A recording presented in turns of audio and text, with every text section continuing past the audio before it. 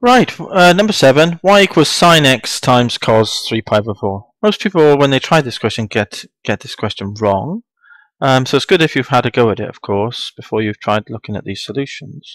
I would say probably if people starting with 99 over 100, maybe even, would get this wrong.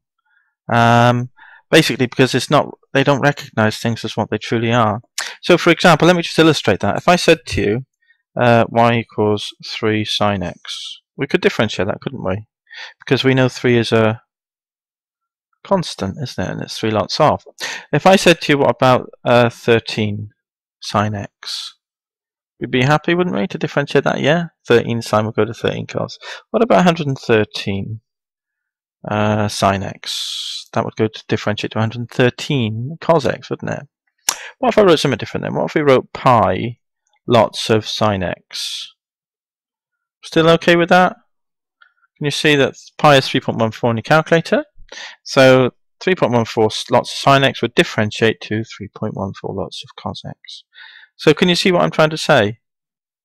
Is it doesn't matter how complicated this thing here. It could be, or you could put e squared in your calculator actually. That's a symbol in your calculator. You can work that.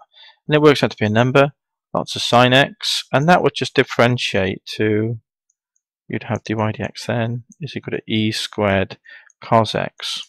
Yeah? And also it doesn't matter really what side the number is.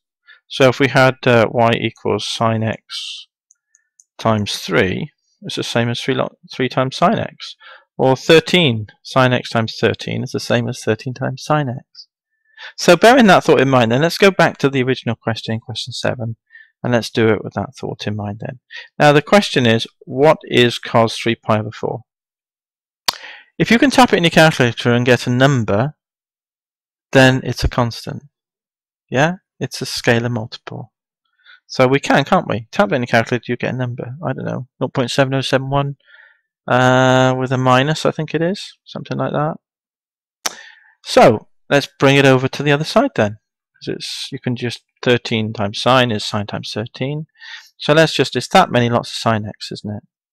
So cos 3 pi over 4 lots of sine x, yeah? Just tidied it up to make it slightly easier on the eye. Now we can do the differentiation here.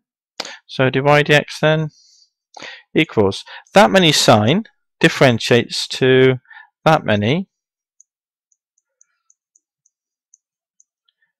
cosine, because sine goes to cos.